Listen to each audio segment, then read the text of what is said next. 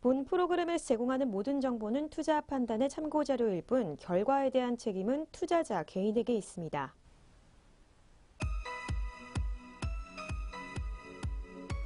네, 안녕하세요. 목요일 특징주를 잡아라의 김현미입니다. 어제 코스피 시장 외국인과 매수세에 힘입어서 2100선을 회복을 했습니다. 이는 종가 기준으로 지난달 5일 이후로 27거래일 만입니다. 코스피 지수 전거래일보다 0.43% 오른 2160선에서 장을 마쳤고요. 코스닥 지수 역시 상승 마감을 했습니다. 0.43% 올랐고요. 693선에서 거래를 마감을 했습니다. 한편 간밤에 뉴욕 증시 3대 지수 역시 상승 마감을 했는데요. 이 주요 지수는 골드만삭스 등 주요 은행의 호실적에 힘입어서 강세로 마무리를 했습니다. 다우존스 지수 전일보다 0.59% 올랐고요. S&P 500 지수도 0.22%, 나스닥 지수도 0.15% 오르며 장을 마감을 했습니다. 한편 이런 상황 가운데 오늘 우리 증시는 어떨지 또 어떤 종목들 주목해야 할지 특징주를 잡아라와 함께 하시기 바랍니다. 먼저 이 시각 양장시장 지수 흐름부터 체크하도록 하겠습니다. 네, 먼저 코스피 시장부터 살펴보겠습니다. 오늘 코스피 시장은 0.02%로 현재 강보합권에 머무르고 있습니다. 0.45포인트 올랐고요. 2106선에서 거래가 되고 있습니다. 계속해서 코스닥 시장으로 가겠습니다. 코스닥 시장은 오늘 등락이 좀 엇갈린 모습인데요. 0.14% 하락세 이어지고 있습니다. 692.43포인트 가리키고 있습니다. 네, 오늘 양장시장 등락이 엇갈린 모습입니다. 코스피 시장 같은 경우에는 2100선에서 출발을 했는데요. 현재로서는 강보합권으로 반등에 성공한 모습 보여주고 있습니다. 계속해서 수급별 동향도 살펴보도록 하겠습니다. 네, 먼저 코스피 시장부터 살펴보겠습니다. 오늘 코스피 시장 개인과 외국인의 동반 매수세 있습니다. 개인이 477억 원, 외국인이 1,429억 원 현재 물량들 사들이고 있고요. 이어서 기관이 홀로 1,781억 원 물량들 팔아내고 있습니다. 네, 이어서 코스닥 시장으로 가겠습니다. 코스닥 시장에서는 오늘 개인이 522억 원 매수하는 모습 보여주고 있고요. 외국인과 기관의 동반 매도세 있습니다. 외국인이 218억 원, 또 기관이 263억 원 물량들 팔아내고 있습니다. 네, 계속해서 선물 시장으로도 가겠습니다. 선물 시장은 오늘 개인과 기관의 동반 매수세 있습니다. 개인이 1,085계약 물량들 사들이고 있고요. 기관이 601계약 물량들 역시 사들이고 있습니다. 이어서 외국인이 홀로 1,467계약 물량들 현재 팔아내고 있는 모습 보여주고 있습니다. 네, 이렇게 수급별 동향까지 살펴봤습니다. 이어서 양장시장 등락률 상위 종목 살펴보도록 하겠습니다. 먼저 오늘 코스피 시장에서 상승폭이 좀 컸던 종목들부터 살펴보도록 하겠습니다. 오늘 강세를 보이고 있는 종목은요. 네, 해인입니다. 해인 현재 22%대 급등세를 시연을 하고 있습니다. 5거래일 연속으로 빨간불로 거래가 되고 있고요. 8,600원에 현재 거래되고 있는 모습 보여주고 있습니다. 계속해서 대형 포장입니다. 대형 포장 역시 어제에 이어서 오늘도 계속해서 강세 시연하고 있습니다. 15%대 급등세 시연하고 있고요. 1,600원의 주가 거래 흐름 이어지고 있습니다. 계속해서 삼성출판사입니다. 삼성출판사 오늘 특징주이기도 한데요. 전거래일보다 13.7%대 급등세 시연을 하고 있습니다. 23,100원에 거래가 되고 있습니다. 네, 이어서 코스피 시장 낙폭 큰 종목들 살펴보도록 하겠습니다. 오늘 가장 큰 낙폭을 보여주고 있는 종목은 폴루스 바이오팜입니다. 18%대 낙폭 시연하고 있고요. 현재 4,920원에 거래가 되고 있습니다. 계속해서 동양네트워크스입니다. 동양네트워크스는 현재 19% 가까운 낙폭 시연하고 있고요. 530원 떨어졌습니다. 2,330원의 현재가 보여주고 있습니다. 네, 마지막으로 진양폴리입니다. 진양폴리 같은 경우에는 6%대의 약세를 시연을 하고 있습니다. 주당 170원 빠졌고요. 2,660원에 거래가 되고 있습니다. 네, 이어서 코스닥 시장으로 가겠습니다. 오늘 코스닥 시장에서 상승폭이 컸던 종목들 살펴보겠는데요. 먼저 오늘 두 가지 종목 상한가 기록을 했습니다. 영호 DSP가 현재 1,270원에 현재가 보여주고 있고요. 계속해서 톱텍이 9,970원에 현재가 보여주고 있습니다. 계속해서 TBC입니다. TBC도 어제에 이어서 오늘로 계속해서 강세 시연하고 있는데요. 26%대 급등세 시연하고 있고 979원에 거래가 되고 있습니다. 네, 이어서 유신입니다. 유신 같은 경우에는 24%대 급등세를 시연을 하고 있습니다. 8,200원 올랐고요. 41,200원에 거래가 되고 있습니다. 네, 이어서 코스닥 시장의 낙폭 큰 종목들도 살펴보도록 하겠습니다. 오늘 약세를 시현하고 있는 종목은 연희정보통신입니다. 현재 이틀 연속으로 파란불로 거래가 되고 있고요. 26%대 급락세를 보여주고 있습니다. 주당 1,265원 떨어졌고요. 3,450원에 거래가 되고 있습니다. 네, 이어서 매직 마이크로입니다. 3,090원에 거래되고 있고요. 7%대 낙폭을 시현하고 있습니다. 네, 마지막으로 LNF까지 보겠습니다. 7%대 낙폭 시현하고 있고요. 주당 2,700원 하락했습니다. 33,750원에 현재 거래가 되고 있습니다.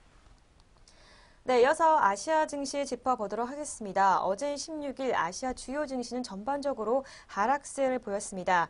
일본 니케이 지수는 소폭 하락해서 이 전날 기록한 약 1개월 만에 최고치에서 후퇴했는데요. 전거래일보다 0.55% 떨어진 2442포인트로 장을 마쳤고요.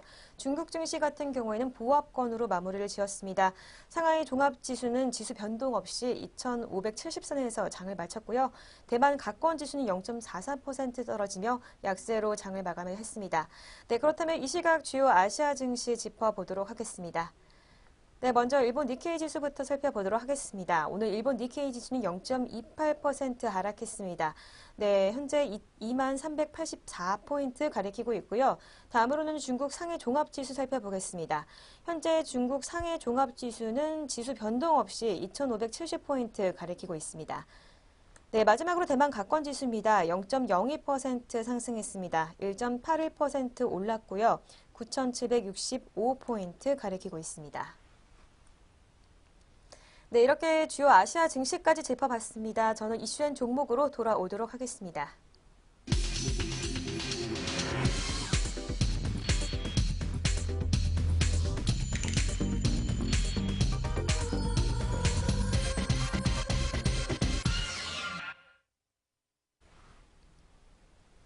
네, 먼저 저희가 제공하는 정보는 투자 판단의 참고 자료일 뿐 결과에 대한 책임은 개인에게 있다는 점 알려드리도록 하겠습니다. 오늘 이슈엔 종목 시간입니다. 오늘장 가장 이슈가 되는 두 가지 종목 살펴드리려고 하는데요. 오늘 살펴볼 두 가지 종목은 신한금융과 대림산업입니다. 네, 첫 번째로 오렌지라이프 살펴보도록 하겠습니다. 네, 오렌지라이프가 최종적으로 이 신한금융그룹의 자회사로 편입이 됐습니다. 이 금융위원회는 16일 오늘 정례 회의를 열고 지난해 11월 이 신한금융이 신청한 오렌지라이프의 자회사 편입을 승인을 했습니다. 이에 따라 신한금융은 KB금융을 제치고 금융지주 가운데 자산 1위로 올라섰습니다. 같은 시기에 누적 순이익은 KB금융이 신한금융을 앞섰습니다. 신한금융이 2조 2천억 원을 들여 인수한 이 오렌지라이프는 자산 32조 3,641억 원으로 현재 업계 6위 규모에 있습니다.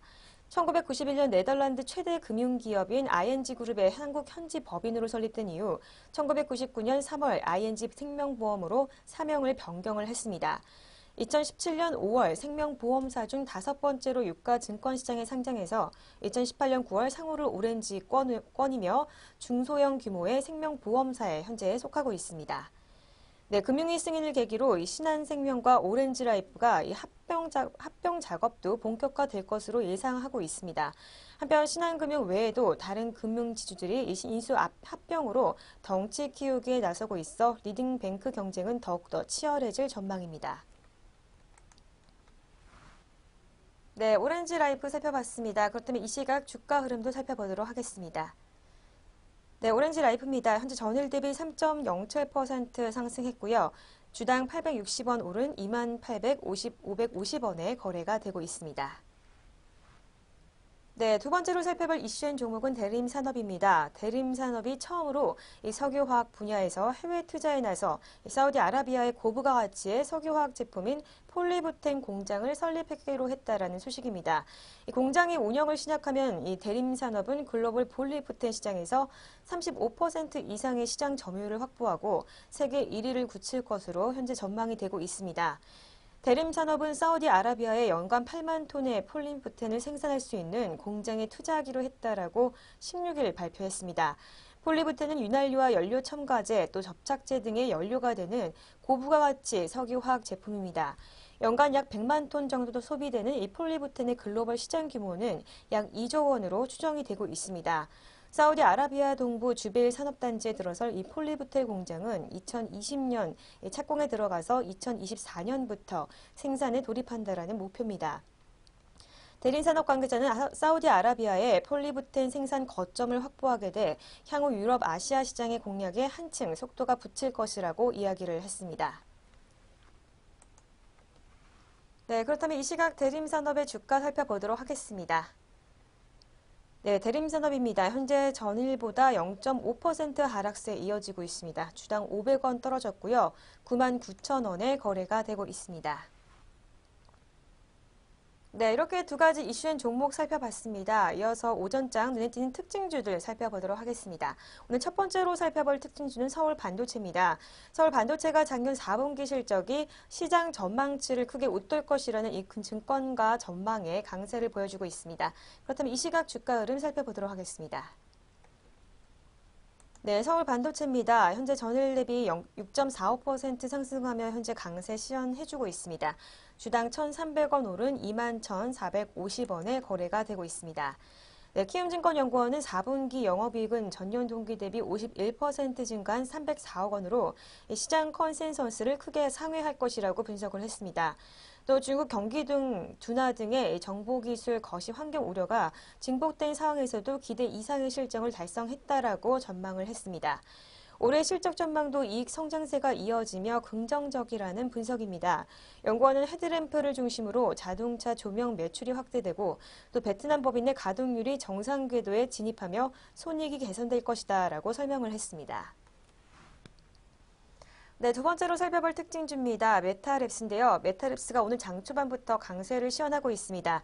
자회사가 중국 알리바바 티몰과 화장품 공급 계약을 체결했다는 소식이 주가에 좋은 흐름을 주고 있습니다. 그렇다면 이 시각 주가 흐름 살펴보도록 하겠습니다. 나 메타랩스입니다. 현재 전일 대비 4.77% 상승했습니다. 주당 90원 올랐고요. 1,975원에 거래가 되고 있습니다. 네, 메타랩스 코스메틱은 티몰 국제 직영관에서 판매되는 약 300여 개의 해외 화장품 브랜드의 소싱을 맡아서 알리바바가 지정하는 브랜드를 주기적으로 공급을 하고 있습니다. 티몰은 연간 5억 명 이상이 사용하는 온라인 쇼핑몰로 중국 온라인 화장품 시장 점유율의 70%에 달합니다. 메타랩스 코스메틱은 이번 계약을 기점으로 올해 상반기 중 중국 내 온라인 채널들과의 추가적인 계약 체결을 통해서 국내 화장품 공급을 확대해갈 계획입니다. 또 메타랩스가 출시 예정인 프리미엄 탈모 케어 제품들과 또 코스메티컬 이 화장품 브랜드의 중화권 유통에도 나설 계획입니다. 네, 세 번째로 살펴볼 특징주는 일동제약입니다. KF투자증권은 오늘 일동제약에 대해서 올해 신약 파이프라인의 연구개발 진전으로 이 비용은 늘어나겠지만 작년에 보인 성장세는 유지될 것이라는 분석을 내놨습니다. 그렇다면 이 시각 주가 흐름 살펴보도록 하겠습니다. 네, 일동제약입니다. 현재 전장보다 4.58% 상승했네요. 900원 올랐고요. 2550원에 거래가 되고 있습니다. 일동제약은 지난해 4분기 매출 1,300억 원, 영업이익이 98억 원을 기록했을 것으로 전망이 됐습니다. 전년 동기 대비 매출과 영업이익이 각각 14.4%와 또 81.5%를 증가한다라는 전망치인데요. 연간으로는 매출 5,030억 원, 또 영업이익은 283억 원을 기록해 전년 대비 각각 9.2% 그리고 11.4% 성장할 것으로 예상이 되고 있습니다. 연구원은 지난해 4분기 실적 추정치에 대해서 일반 의약품과 헬스케어 사업부가 성장을 견인했을 것이라고 분석을 하고 있고요. 특히 화장품 퍼스트랩과 건강기능식품 마이니가 전년 동기 대비 133% 올랐고 또 판관비도 전 분기 대비 비용을 통제한 효과가 나타났을 것이라고 전망을 했습니다. 또 기술 수축 계약이 맺어지면서 이 신약 가치 증가가 예상이 되고 있습니다. 일동제약은 자체 개발 표적 항암제 후보 물질에 대한 임상 시험에 대해 글로벌 임상을 검토하는 중이라고 KF투자증권은 전했습니다.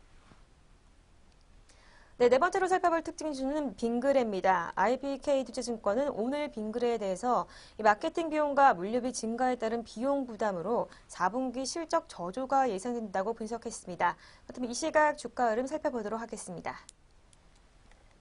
네, 빙그레입니다. 현재 전장보다 파란불로 거래가 되고 있네요. 1.42% 하락했고요. 69,200원에 거래가 되고 있습니다.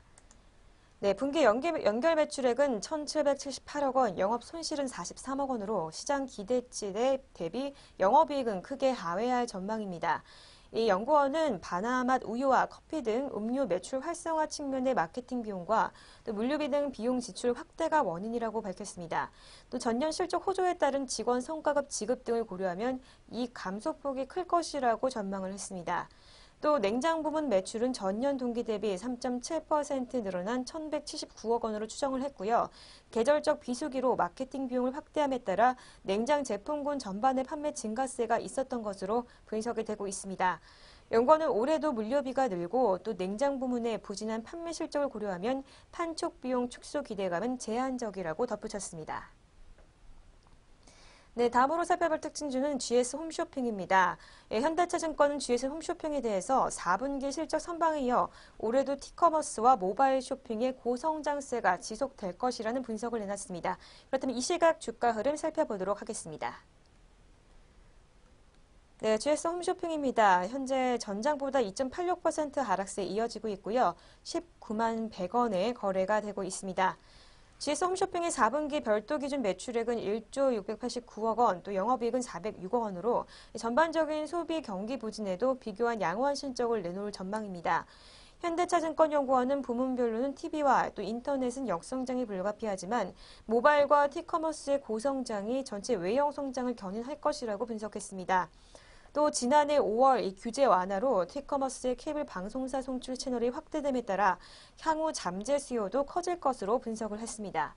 올해 또 연간 취급 매출액과 영업이익은 각각 4조 6,135억 원, 또 1,505억 원으로 전년 대비 9.4% 그리고 10% 증가할 것으로 분석이 되고 있습니다. 연구원은 홈쇼핑에 접목 가능한 AI 주문과 결제, 또 챗봇 같은 첨단 기술 도입이 가속화되면서 올해도 티커머스와 모바일 성장세가 지속될 예정이라고 전망했습니다. 네, 이렇게 오전장 눈에 띄는 특징주까지 살펴봤습니다. 특징주를 잡아라. 저희가 준비한 소식은 여기까지입니다. 저는 더욱더 알찬 소식을 가지고 내일 찾아오도록 하겠습니다. 시청해주신 여러분 고맙습니다.